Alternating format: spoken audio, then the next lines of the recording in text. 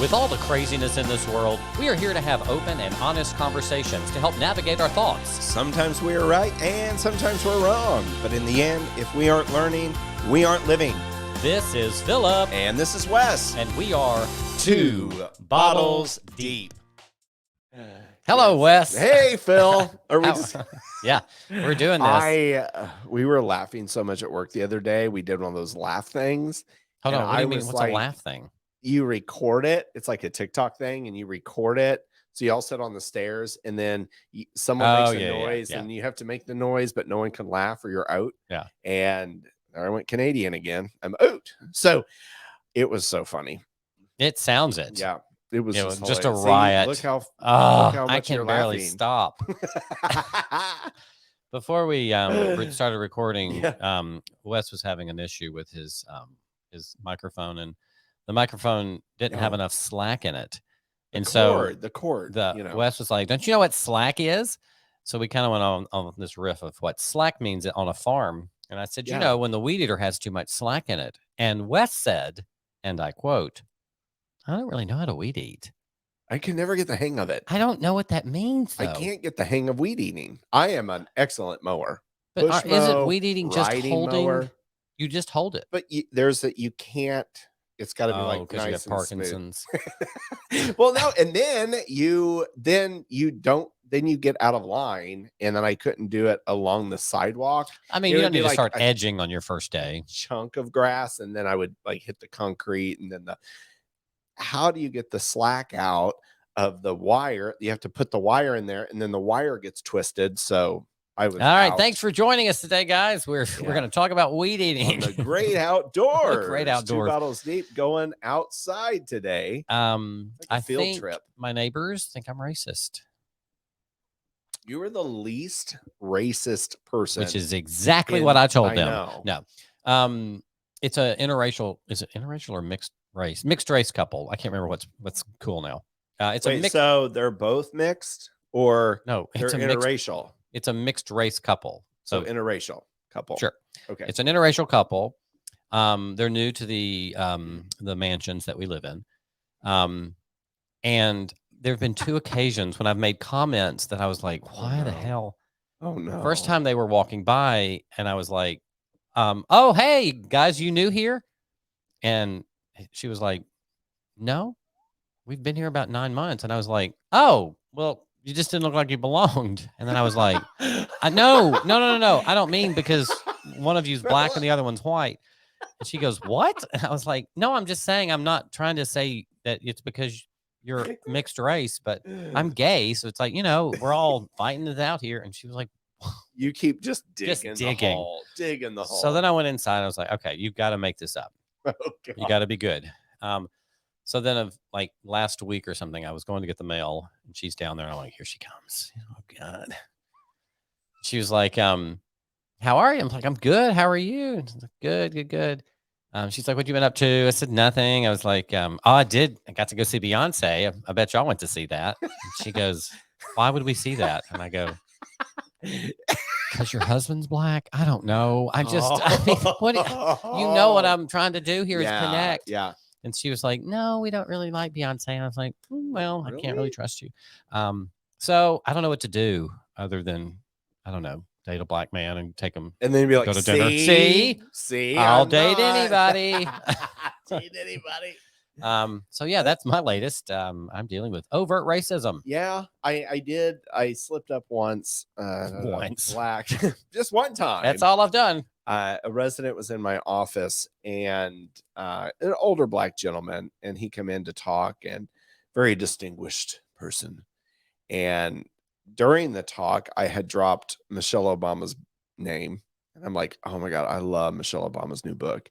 And his response was, my wife and I hate her. And I'm like, oh, I did. I just like dropped Obama to get some cred. You're like, what about Martin Luther King? Martin X or Malcolm X or whoever. But he was a super nice guy. We were really he liked to come to the office, but I'm like, oh my God, should I have said that? But I did. I dropped her book. I'm like, I am reading Michelle's book and I'm blown away. It was when she wrote Becoming. And he's like, we hate her. Well, like, oh, I'm glad he had an opinion about it. Next. Yeah. Okay, so my question is, how much melatonin can one take at bedtime? 'Cause I think I messed up. I mean, the most that I've seen over the counter is 10 milligrams. Okay. You can take Ativan, but you've got to get it behind the CVS here. Oh, I It's don't know. sold out of the back of a Cadillac. Right at the corner, across from the Wendy's. That's what I've read. No, I think 10 milligrams melatonin. I can only do 5 because 10, I have raging dreams about vampires like biting my face off, and it's just Well, really that makes sense. what happened. I had a dream that I was playing pickleball. Oh God, no this is a nightmare. No joking. And it started off great, but then I could not serve, and I'm like, why are my serves not landing? And I went through the whole match, like the whole dream, and I was just pissed off.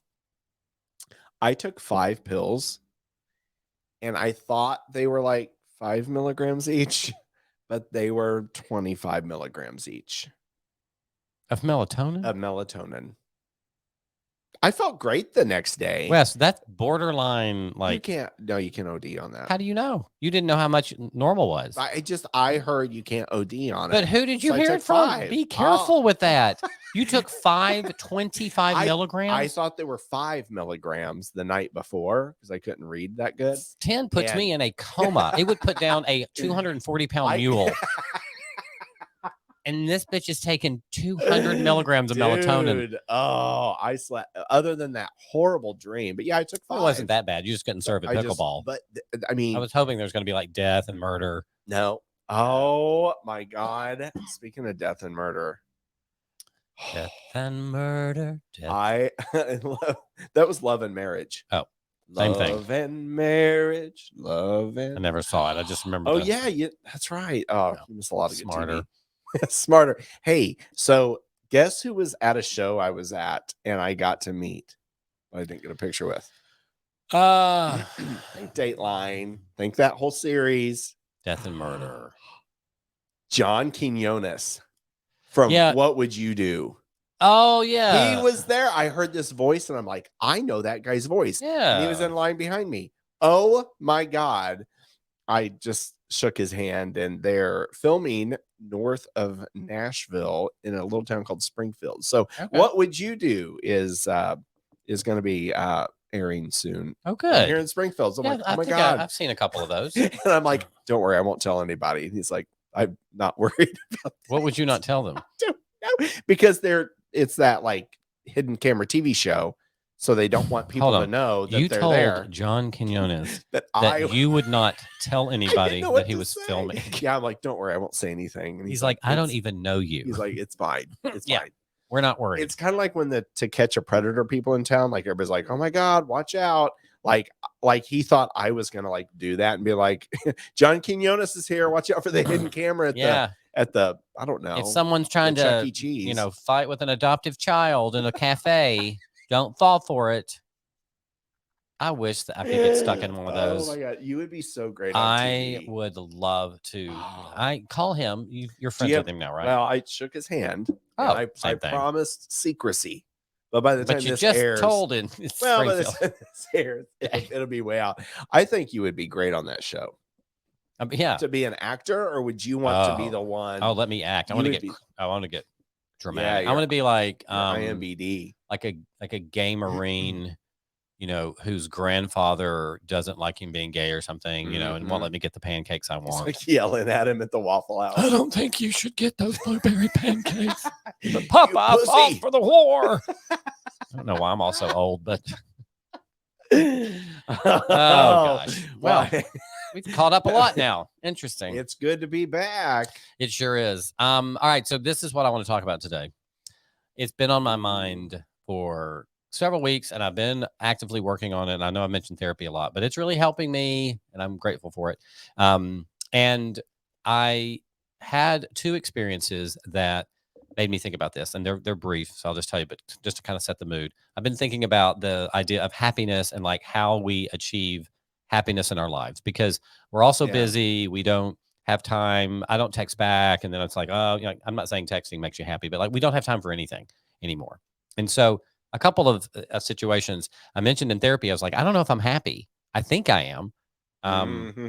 And so we were talking through it, and he said, give me some examples of why you think that. And so one, a friend of mine and Wes's, Sam, owner of Golden Pony, fabulous gentleman and fabulous cocktail club. Sam Graham, when I first met him years ago, I will never forget this. We had known each other for a few months. And one point he said to me, Philip, there is no way you can be this happy all the time. It's not real. You're not being honest. I just want you one day to call me and have it like be pissed off. And I was ticked about that. I was like, are you kidding me? No, I'm happy. I'm super happy. But I wasn't. I really wasn't. And I was using this kind of like the typical, like, how are you, Philip? I'm Yeah. great. Fantastic. Never Mm-hmm. felt better. And then I was at a family event and then had another event afterwards. I could not even enjoy the family event. I was spending the whole time during this event with all my family thinking, oh gosh, 20 more minutes. We got to get out of here. I got to go. Laughing hysterically, like the family's having a great time, and I am just ready to roll. So, my question that I've been struggling with is how can you be happy and slow down in a world that's just so freaking fast paced? So, I will start with this, Wes. Let that sink in for a second. Ask that one more time. How can we be happy in such a fast-paced world when it seems like we just don't have time? Like, it's not that we're unhappy. I'm not saying everybody's unhappy, but there's just so much. Like every time I get online, there's fighting at an airport. There's somebody hates Trump. I mean, I posted a thing about Trump yesterday. Like it's The just Proud Boys were in Nashville too that's for true. the gun legislation thing. So Wes and I talked a little bit about this, and I sent him a episode of a podcast, The Hidden Brain, that I love. I love this podcast, but there's a quote in there that I found really important that kind of was the impetus for this episode for me. And it was, and I'm paraphrasing it, but we think that happiness is when we're not sad or when we're not suffering or when we're not angry, that that the default is happy. But that is not true. We are just in a default state of being. We're just existing. We've got to actively work on being happy. Mm-hmm. And I truly thought, I was like, people say, are you happy? I'm like, well, I'm not sad. So of course I'm happy. But that's not the way it works. Yeah. So my questions to you, Wessie Boo Boo, what would you say your happiness level is right now in your life? What's the scale? 0 to 10. 10 being the best happiness. Mm-hmm. I'm gonna say probably 6.5. Okay. Yeah, I was going to say raw and real. Yeah, I would say I rated myself as 7.5 in my therapy office last time. So, and so I said to him, okay, what do I do? And he said, you work on your job, you work on your friendships, you work on all this other stuff. But what are you doing to work on your happiness? And my dumbass answer was, I thought it just came when everything worked out. Like, my job's good. Hey. I'm happy at it. No, but that just was because your job's good. I'm glad you said that to him or her. Like, Yeah. I'm glad that you're like that. That's what my thought is. Yeah. So does your happiness level change drastically? Like, are you a 2 some and an 8 some, or are you just pretty steady at a 6.5? I think it changes. Because you've talked about, you and I have talked about our depression issues we've dealt with. Sure. And so in the last month, would you say, what are your ranges? Oh yeah. I would say 2 to 3. I don't think it's gotten so far to a 1. Maybe it has up to an 8 or 9. Okay. But I like when we're supposed to look inward, but a lot of those were still outside forces. Mm-hmm. Either money was flowing or I had a trip coming up and some great meetings and I was unstoppable. And then you get to a point where you're at home and something happens or a conversation happens or you have 20 texts to respond to. You've been on Zooms all day. You've been running around the city And then that's one of my low moments is like, when do I get everything done? Yes. Because When do I get that you done? love work and you're good at it, but then I think a lot of times you're not a perfectionist, but you do everything really well. So that puts that added stress on. Like Mhm. it's hard to like be happy and do all that, right? Yeah. Um, I used to have a high level, and this runs in my family of like OCD. Everything has to be perfect. And I didn't know it was OCD until mm, therapy a couple months ago. And I don't care about a lot of things anymore. I care about people. I care about doing good unto others. I care about doing well with my job and being a good friend and family member. But there's some other things that if somebody, cuts me off, like I'm trying to just kind of let the outside forces, or if I see something on Instagram or mhm. Facebook, I try to let that go because we can't take that on. So it's those outside forces that I'm trying just to get rid of because it's not my issue, it's not my problem. Sure. But we take it and Well, not that we make it our issue, but it affects us. especially if it's part of our community. You Yeah. have, Yeah. we did that episode on Brittany Aldean. You have the Proud Boys surrounding the Capitol with guns because they still, want their guns everywhere and or whatever they They want. do. And um and it's like that, I think so many people, if I can say this, in our community, so I'm going to say LGBTQ LMNOZ, everything that we have, some of that's not my issue. Yeah. It's just freaking not. And I'm here for people. I want to stand up for people. I want everybody to have the equal rights. But sometimes it's just like we got to slow down. I think that's one part of being happy is knowing what your limits are.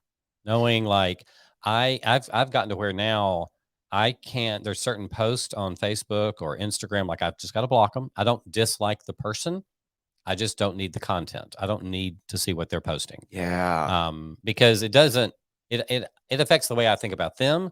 Like if all Wes did was post, hateful things about some political thing, like I don't want to see that Why would you? anymore. And then Yeah. it's going to affect the way I think about Wes. So um, I don't know. I find it really interesting. I mean, happiness, there's some science to it. And this is one of the things that I found really interesting when I dug into this. About 40% of our happiness is actually in our genetics. It is something we cannot control. It's just part of some of us are more happy than others, and it's all genetics. Yeah, Period. I can see that for sure. Because you have those people in your life, they're like, wow, they are just, and like their mom's that way, their dad's that way, their brother, their Yeah. sister, their cousin. Yeah. Yeah, I could see that for sure. There's 10% of it that's related to your status, job satisfaction, wealth. Hmm. And you mentioned that, like when things are going really well, that's 10% happiness, a boost there. When things aren't going well, that means it's only 10% of it's, taken away from your happiness. But the most important part, I think, for me was that 40% of happiness is from intentional behavior, things that we can Yeah. do in our lives to actually be happier. And as cheesy as it sounds, because I'm right there with y'all, if you're thinking that, when I took a deep dive into this, I'm like, oh, it's so cheesy. You see all those live, laugh, love, ain't, Hmm. ain't nobody happy unless mama's happy, Hmm. but there is science to this. So for that 40% of intentional behavior, I think that's what I need to work on. What do you do for your happiness, Wes? What do you intentionally do? I know one thing. You hike at Shelby Bottoms. I get He takes Shelby his Bottoms. but you enjoy that. I do. It's a great outlet and it's something I look forward to.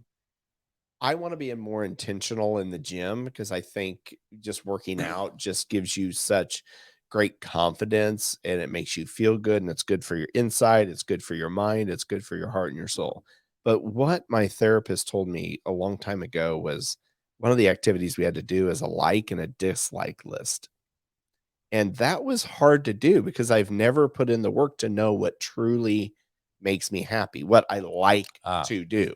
Sure. And there was like 5 things: hiking, kayaking, time with friends and family, mhm. and walking. Right. Yeah. What was your Okay. There's dislikes? much more. Dislikes were crowded places. Mhm. And I used to love, I'll still go to a concert, me, but my friends wanted to go to Broadway a couple weeks ago after a show, and I'm like, "No, I'm good." They all went. I was fine not doing that. Yeah. I would have been down there, um, not that would have been a dislike. Other dislikes, yeah, rude people, people who inconvenience other people. Like, I don't want to inconvenience you. I don't want to block your car in, then you have to get somewhere. Right. That's something that is absolutely avoidable.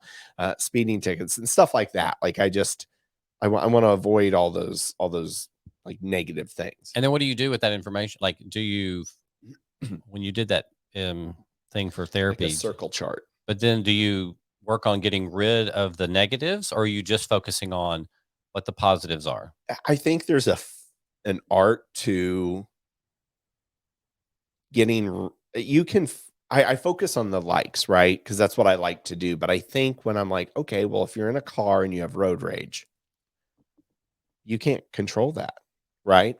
And I've always said I've learned just as much from bad bosses than I have good bosses. So I think it's very important to look at what you don't like or what didn't work out and be like, okay, let me take 20 minutes, 30 minutes and kind of journal, write it down and just pen to paper and say, I hated when traffic did this, and this, or whatever my dislike was that day, and or on that sheet, and kind of work on those in segments. But I always want to focus more on the positive because I could literally go, I do 4 to 6 miles whenever I'm out there, and that's 4 to 5 times a week, and it doesn't feel like it, but I love it. Yeah. Good. So I think that's important. If you ask me why I haven't exercised as much, my excuse is always related to how busy I am. it's time, And now's the time. it's not that I don't have the time, it's that I don't make the time in my schedule, because part of this is finding things that bring you joy and then making them a regular part of your day. And you do well at that. I mean, you enjoy the hike or the walking. Probably not hiking, but more walking. But like I do enjoy working out. I enjoy yoga. I enjoy lots of those classes, but it's just like, oh, I don't have time. It's 45 minutes. It's going to take 20 minutes to get there. I got to be here. Yeah. It's like, You talk yourself out of it. absolutely. Why- Absolutely. But why- I'll sit and watch 2 episodes of, Big Brother or Real Housewives. I'm like, but how do you have time for that? But then I'm like, Well, well, you I'm in bed for that. I'm already getting ready for bed. getting ready for bed, and yoga's not open at 11 o'clock at night. Well, where would I go? We had a talk about doing a 75 hard, didn't we? Yep. And you're like, absolutely not. Absolutely not. And shocker, I have not started it yet. Yeah. But I'm doing kind of one workout a day, but not the 2 and not the gallon of water.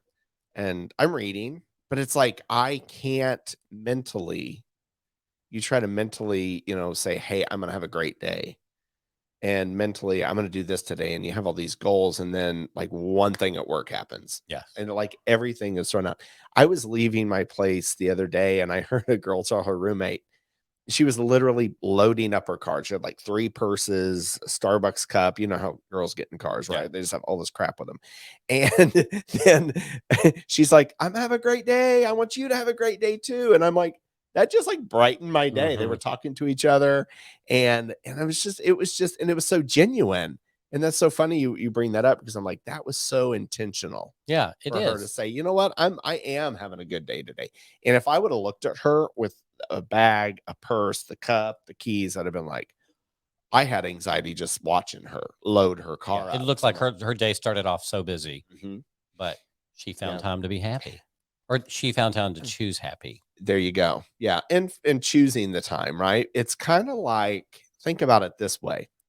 Uh-oh, he's smirking. Oh, I got a good one.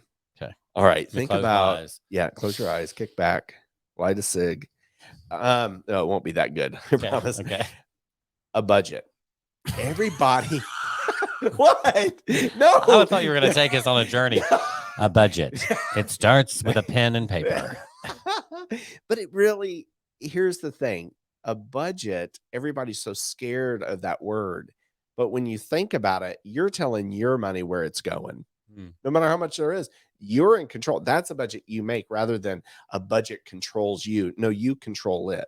You control your time. Now, if you go to work and you're 9 to 5, or I don't know, say you're a firefighter and you're on for 48 hours, off for 48 hours, you may not have a lot of control of your time, but it's in that time that you can find those controllable factors of, I'm turning my phone off for an hour at lunch, and I'm actually going to eat lunch and then walk around the block or plank and then do some push-ups, or you can be intentional for there.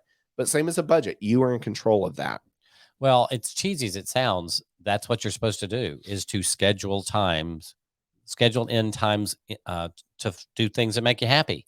And a lot of times the things that make us happy are also things that make us healthy. I mean, for most people, I Mhm. mean, it doesn't have to be an intense workout, but a walk. You can get out and take a walk, go do a yoga class, whatever. But again, I'll find any excuse in the world not to do Yeah. that. Oh, because it's easy. It's not rejecting or deflecting. Yeah. It's deflecting it Yeah. because I'll go out for a walk 5 times a day, but it's like to get me into a gym, it's like it's that mind over matter. Yeah. And you can do it. It's putting that phone down, and we're all addicted to our phones. Oh, And it's God. the new dopamine. It's this new like You know thing what the where we're average doing. screen time is for, I think it's global screen time for adults? What would you think? Like per day or Yeah, per day. I'm gonna look this up while you're thinking to um make sure, because you mean to stall? no. Amazing grace. What do you think it is? How much is your Average screen screen time for time? adults. 6 hours a day. 7 hours and 5 minutes. That's 7 hours. okay. So I want to challenge that, like, because when I'm at work, I have to be on my phone. Yeah, I don't So really know what it is. okay, If it's like, but that's a lot. So you come from, when I used to date, and I love the Gilded Age, right? Okay, there may have been like manure in the streets, malaria, cholera, people died at 12, but think about you wrote a letter, and then the letter got you there. should have been born in And like then yes, 1700. yes. I always say I'm a reincarnated Rockefeller without the bank account. Yeah. Many of the Gilded Age families, they don't have money anymore. Do you know in 1970, Oh god. 1970, She's off. the Commodore, his family, Commodore Vanderbilt, the descendants had a reunion here in Nashville, their very first Vanderbilt reunion. Not one of them were millionaires. And there was a lot of them here. So, okay. What was I talking about? No idea. Wait, what were you talking about? But I had a great point. Screen time. Oh yeah, Gilded Age. Okay, horse manure. Okay. Got it. Yeah. So you could walk in Central Park if you had your mansion on Fifth Avenue. But okay, say you're on a farm or Amish or whatever. It's like that's how the Amish are living now. They can write letters. The letter would get to you. You would get the letter, and I would get a response back in like 2 weeks. There's none of this rushing. We weren't controlled then. We're being controlled now. And it's up to us in our daily lives to say how much control are we good with.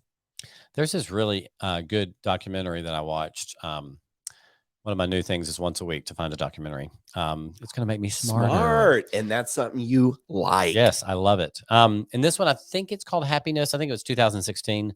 But it follows people that you would not think would be happy. And the opening scene is a man that lives in India. He pulls, the rickshaw, the like person controlled vehicle. They live in a shack, no electricity, no water. He ranks his happiness through his whole life as around a 9. I'm in the bottom floor of my 3-bedroom townhome, and I just ranked myself as a 6.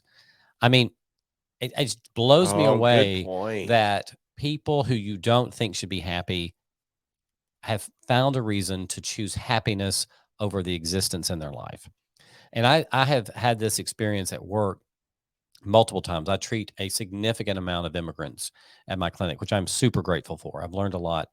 But I'm really surprised at the amount of immigrants who tell me when I ask them, how do you like living in the United States? Their answer is usually, it's fine, it'll work, but I'm not as happy. It's just it's so much going on. They were happier in a war-torn country. One lady was from Nepal. She telling me these horrible stories and she walked 190 miles with her father, like an ailing father. It took weeks to do all this. She did it just so she could come to the U.S. And she said, when I got here, I was like, not that happy. No. So that for me, lesson wise, was your situation does not determine your happiness. You can choose in a tough situation. You can choose how you want to respond to that. And I've often chosen, you know, to not be happy, I guess, which I don't understand why. God, I have so many thoughts right now because like if America's not ranking at the top for happiness and we are Do you know just what we're ranked? no, I don't. 15th. Out of how many countries? A Um, lot. yeah, I can't remember how many we have. Like Do you know who so number one is? I'm gonna say South Africa. Finland. Oh, okay. Finland Nowhere for close. 6 years in a row. Finland has ranked number one in the happiest people on earth. Yeah. And the 5 things that make them happy: seasonal diet, strong connections to nature and family and friends, the appreciation of the arts, and a friendly local atmosphere. That alone, the friendly local atmosphere Mm-hmm. alone. I feel our nature now is an influencer on out at Radnor Lake posting a selfie, Right. you Right. know, and it's like, oh, look at that changing of the tree in October in Nashville. It's when I think about growing up, and I know you can resonate with this, being out in the country, we were outside when it was nice. We Yeah. were building forts and playing with animals and riding a four-wheeler and just being creative. And now we're sedentary. We just sit here and we're possessed with these phones. Go to dinner and look around and see how Mm-hmm. many families or people are just sitting on their phone. And that never happened. This is a new phenomenon for us. So this is so new, and I think that will change, much like online dating has changed. People are getting sick of it, but it's been 10 to 15 years since we've had it. So it's not a long time in the whole realm of the world timeline, right? So I think overall, there are going to be studies that this is a time for change. I remember my family did that trip to Costa Rica, maybe, what was it, a year ago?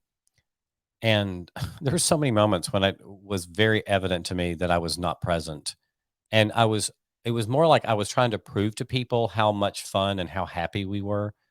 We were in the jungle in Costa Rica in a butterfly reserve, the most random thing I could think of. And a butterfly lands in front of me, this gorgeous creature.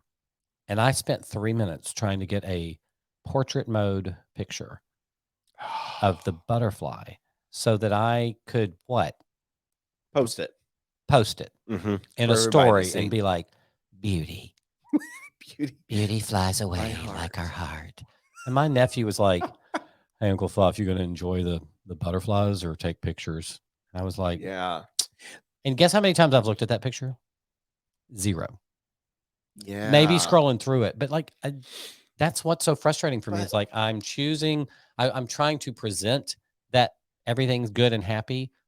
And it's not that it's bad. It's just, why not just sit in the moment? Why not just sit there yeah. and be like, look at this freaking butterfly? There was a speaker once, and he's worked for Nike, all the major brands, and he's this like coach that they hire in. And he spoke here in Nashville, and he does this game where he brings a ball. So imagine working for Nike corporate, Okay. and this guy comes in and brings a rubber ball for all these execs and HR and sales and accounting to go outside and throw a play ball. with a ball. Those people look forward to that because it's like being a kid again. Mhm. And we left our offices, they left their phones, they left their desks, they left their office environment, and they were outside laughing and playing. And they're in suits Mhm. and dresses and all this corporate attire. And he's like, when we look up, we have a 360-degree view. This beautiful view of everything, and we're looking at like a 7-inch screen or whatever, however big phones are. And he's like, that's where we are in this world. He's like, there's so much out there. He's like, so I encourage you to play dodgeball, kickball, tennis, something like Yeah. that. And he just brings a ball. And he's like, because when we're kids, he's like, we don't really have, I mean, you're a kid, you don't have the bills, you don't have the work, you don't have the commute, you don't have all that. And he's like, it's just a different time. And then all of a sudden we grow up and it's like, fun's over. And that's what, and it's funny when you I saw him speak years ago. And it's funny that you bring all this up because we do stop at a point and then we want to climb this hierarchy to have this title and we want to post all this stuff. Why do we post? Why do we care? I don't care what your title is because I want you happy. But growing up and going to college, I'm like, well, I have to have this title. I have to make 6 figures. I have to do this. And I have to, now it's like I would, I haven't said this, but I made the career change, so I am no longer doing what I used to do. And it's, it's like I could go work in a factory and be just as happy for half the money. And this is so timely for this. This is just bringing up so much emotion. I think as y'all listen to it too, whether you're driving to work right now or you're at your desk right now, it's like do that soul searching and say, what's that likes and dislike? What do I like? That I found this really interesting study. It's I think the longest study that's ever been done over the course of many years of 700 people that they followed for 75 years. Was And it the Harvard one? Yeah. Yeah. Oh, that's a good one. So the thing about this one is they learned a lot from it. But what they did is took all men. Half of them were from very poor family in Boston, not a family, but a very poor area in Boston, and some were young men that were going to Harvard. And they followed them for 70 years. And what they found was that money didn't play a part of it. What the biggest part of their happiness was their connection to other humans. It didn't have to necessarily be a spouse. A lot of them were, that during that era too, they were getting married, and but the ones that experienced less medical issues, less depression, less alcoholism, less all of that, all of them shared the same thing, which is they put specific focus on making sure that the relationships in their life and the newer relationships that they nurtured them and they felt supported. And like Wes said, supporting your friends and all that. That's huge. Like that's science. You can't argue with that. No. And I'll add to that study, they met with those people once a year for all those years. And they met with him in person. It was not a survey. They met in person. They did blood work. I mean, this was a whole study. It ran so long. They had 4 or 5 different heads of the study, like directors, because so many years people pass away. And I think it's still going actually, but relationships. And when you look at so many jobs, whether it's the music business, your business, healthcare, real estate, whatever, it is relationship building. And it's just so interesting that you've seen that study too, because it just simplifies it in our complicated world. It's like, wow, I can just forego everything, and it's about relationship building. And I don't think I know it doesn't mean that you have to be in a relationship to be happy, right? Finding relationships with friends, church, in the community. If you don't have family, find your neighbor. Like there are people out there who who can be friends for you, and you can nurture those. That's very important. So I have compiled a list for you, Wes, of things that we can do to choose happiness. All right. You ready for this? I'm ready. And I think you and I do some of these good or well. Be social. Gooder. Be social. Yeah. Studies show that we are happier when we're talking to others. And that was pretty evident with COVID when we were so isolated. They thought it was going to make it was going to show a huge, significant increase in depression for a long period of time. But because people were so connected via Zoom and stuff, like they intentionally tried to be more connected during COVID than they realized. So the connection actually helped, and there's been a bigger upswing of less depression recently. So being social is number one. Number two, you do this one. Talk to strangers. I do it too, but Wes is always, complimenting the McDonald's girls, fingernails. Oh my God, no, their glasses. I did that today. I went and got my pop. Good.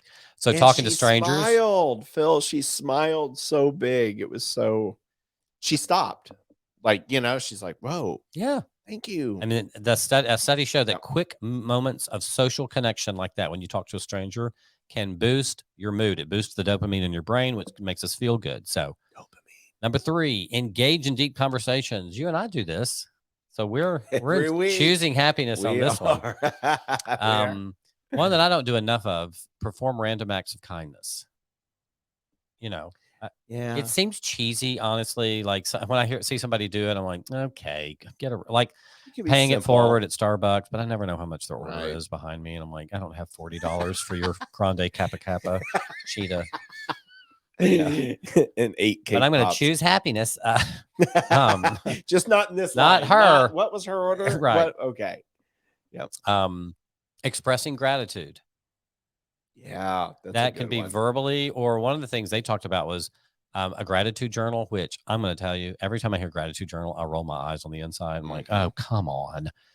I started a gratitude journal about 10 years ago. It has 2 pages in it written out. And I went back and read it, and it was like, you could tell I was just getting angry with it. I was like, I'm grateful for this journal. I'm grateful for the pen I'm holding. It's like, get it over with. Moving your body, 20 to 30 minutes of exercise can boost endorphins. There's that Shelby Bottoms walk. There's I'm so and the air is so crisp in the morning. And the deer's frolic. The deer's frolicking. Is there any other wildlife out there? Turkeys. A lot of deer. Oh, good. Turkey, a lot of turkey in the straw. But there's the river there, so I don't know. It's just there's a different smell. It's just so crisp and less smoggy.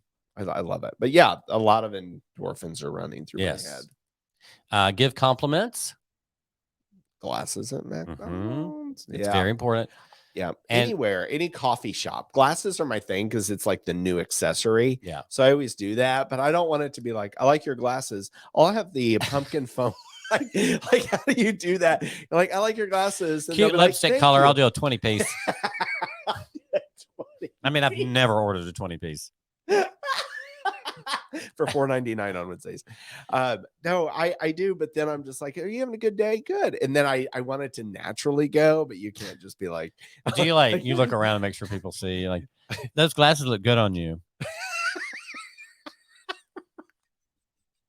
They didn't hear that. Scoot up. Hold on. One more time. One more time. Okay, act shocked. Those glasses.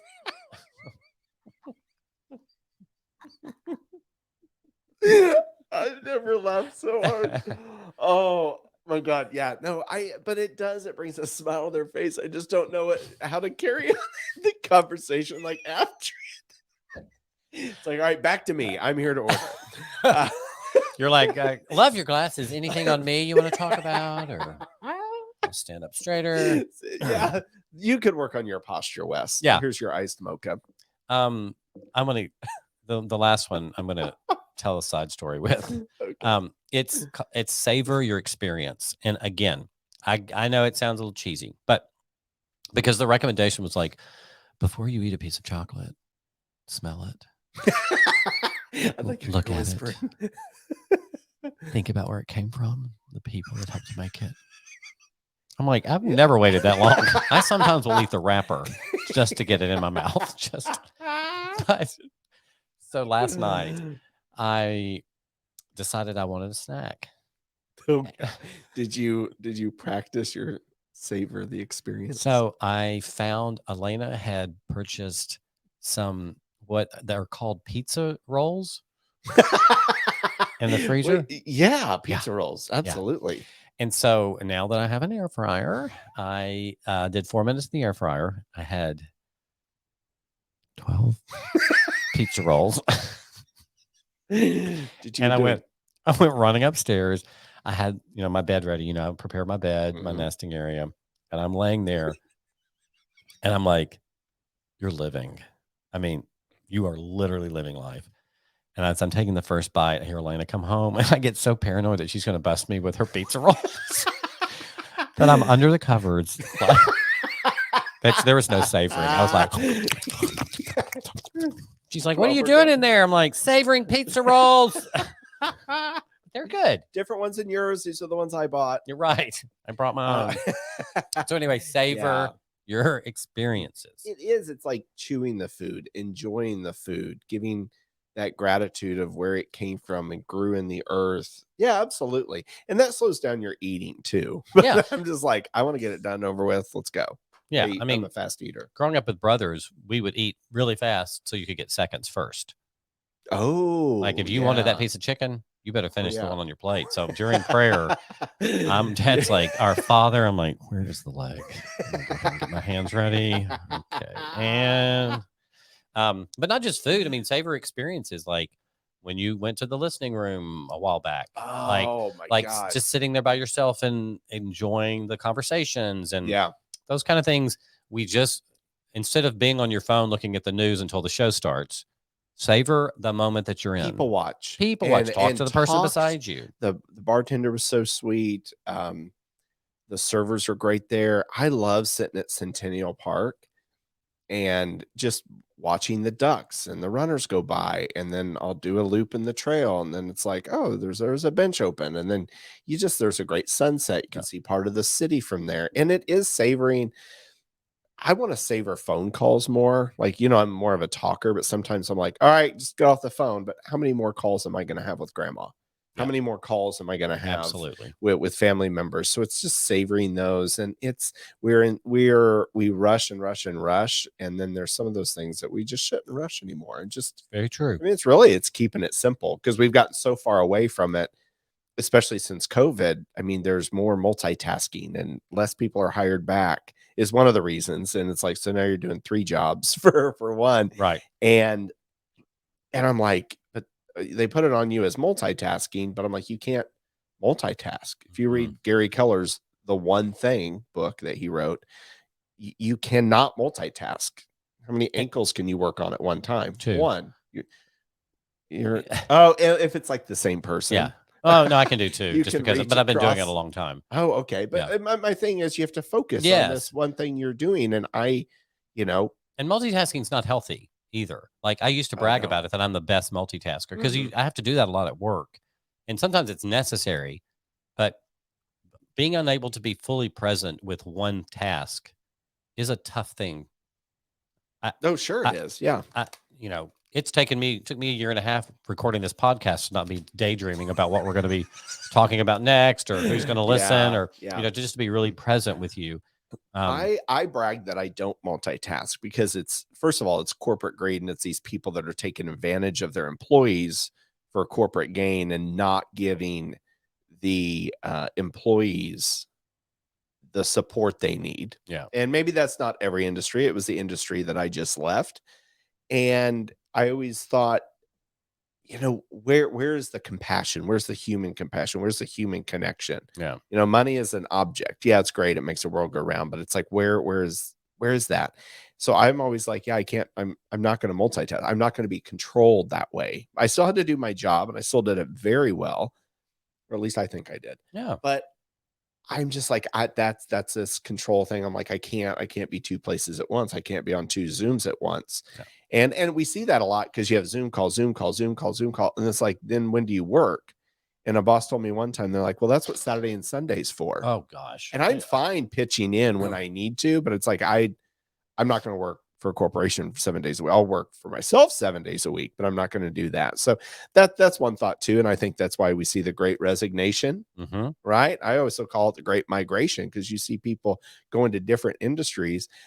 And I am not below saying I would be just as happy in a factory where I can punch in, punch out, my needs are met, and I can have a quality of life. It's true. I mean, I think about every time I watch the show, the house rental show, House Hunters, and they always do the international one, and it'll be like, on the side of a mountain in Peru, you can get 3 bedrooms for $40, and I'm like, I could do that. Like, I don't know if I could, but it does have an appeal to it, where it's just so simple. I want to go to the farmer's market. I want to cook well. I want to be able to read. I want to be able to do some yoga. I want to, make out with somebody. Not the neighbor at the farmer's market. Maybe. Yeah, maybe.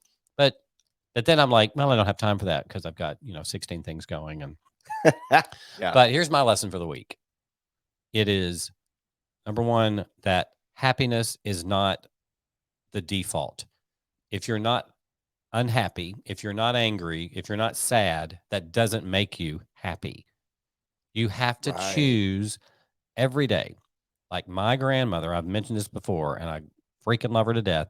But I think about her every morning because she gets up and sits on the edge of the bed and looks into that mirror and she says, Francis, you're going to be happy today. Oh, how And sweet is it's that? like, it's such a simple concept. It's so Yeah, easy. But buddy. so choose to be happy, find things in your life that make you happy. And that's 40%. 40% of your happiness is things that you can control. It's you. Yeah.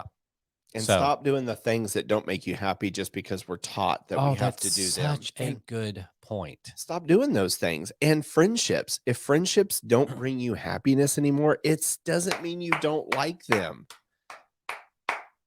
Or maybe it doesn't does. or maybe it does, but Yeah. a lot of times it's like they're in a different place in their life. We used to be in the same place of our life.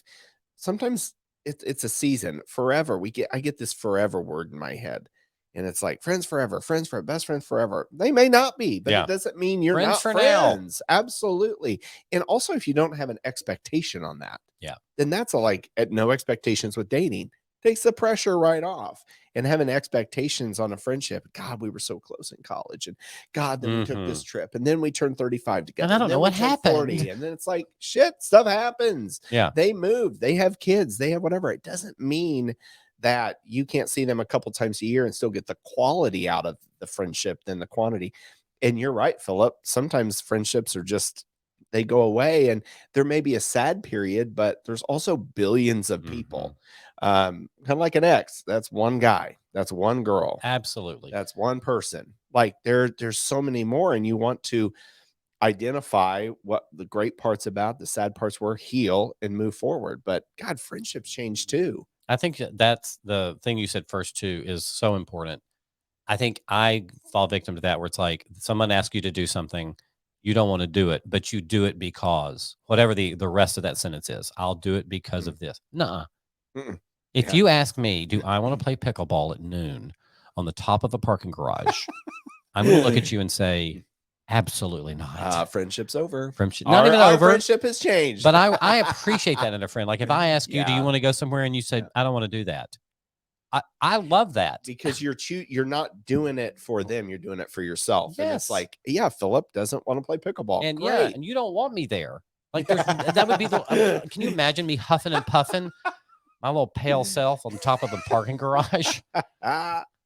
Yeah. No, it's great. And the thing for me too is I don't know how much time we have left, but 5 minutes. I was talking to someone the other day, and we're like, with the advent of social media, first it was Facebook and you had to be in college, and then MySpace came out. So I had both because I had friends that were already out of college by the time I was still in college. I did that. Like I kept up with friends. I saw my friends have their kids and they would post. Now we're posting what we ate. We're posting everything. Why do we post? And I'm guilty of this. Because I want people to see how much fun I'm having and to see how happy I really am. You know, and and I'm a 6. Well, and I'm not even fully happy. I go back to old posts and I'm like, why did I post that? And I was like 10 years ago. I'm like, that was the most ignorant thing. We all change. I'm really hard on myself, but now I want to post something that's like uplifting, or when I met Chrissy Metz. It's just like, I felt so good in that moment because she was such a kind soul. But then when I posted it, I'm like, was that about me? Was that about me with a famous person? And in my head, it wasn't, like, because I had not seen the show she was on. Yeah. I knew she had fame, but that moment of her songwriting was so amazing. But the point is, like, why did I post that? Like you and the butterfly. So stupid. You got that. Like, I like pictures. I went through a bunch of family albums with Mammer a couple months ago, and it was neat to hear the stories and who was who. And there were some people, she's like, I don't remember though. They weren't even around when I was born in 1933. And, it was neat to hear those pictures. So to me, it's like you post on social media for the benefit, for good, to I don't know, have people keep up with you and you keep up with them. Because back in the day, it was like you came over the house and I'm like, oh, let me show you the pictures from the cruise. Right. And it was in an album. So in a way, it's no you had to difference. Go through all of them. Oh, yeah. That's my rule. My family knows 5 pictures. I'll see 5 pictures of your trip. I don't need to see every view of, Nebraska. It's like when people are like, "Did you see this video on YouTube?" And then I they get put it so in your nervous. face. It's 11 minutes. Oh yeah, I'm out. I'm always like, I oh my them God, no. I'm having a seizure. I have to pee. Come I on. just tell them no. And Yeah. but I like how real and upfront you're like, God, if I say no to line dancing, you're like, great. Like Yeah. there's no animosity. It's just I love that. Phil. Invite That's a great. people. If they don't want to go, it's no hurt feelings. But you got to choose happiness, everybody. Wake up every morning. Wake up tomorrow morning and choose it. Make yourself a note. Do something for yourself. Love on yourself. But surround yourself with relationships. It doesn't have to be dates. It doesn't have to be love or in love. But find relationships, because that has been proven to be the thing that will help us be healthy, be happy, all of that. So. Raise the roof and shut the phone off for a little bit. Those are my times. I'm working on that. Can I confess? Like I'm working on like, did I miss anything? I'll be on the balcony reading and I'm like, nope, it's off. It's off for an hour. It's off for an hour. How am I going to tell time? Oh yeah, I have a stove. You have a sundial. Well, the sun's over here, so it's probably my favorite is I'll put my phone up for the night. And I'm like, all right, it's time to relax. Then it's quiet for a minute, and I'm like, is that my phone? Nothing happened. I'll reach over and hit it. Nothing on your screen. And I'm like, okay, whatever. Oh, all right, y'all. Oh, this was so good. I hope y'all have a wonderful week. I hope y'all are all happy, and if not, choose it. Manifest it. Manifest Put it out there. We'd love to hear from you. Yes. Shoot us an email or a DM about anything. Yes. We don't care. We love to hear from y'all. And send me pictures of butterflies, because I love them. Oh, I didn't know where that was going. Butterflies. Got it. Butterflies. All right, babe. I hope you have a good week. Love you, Phil. Choose happiness. Bye, y'all. Bye.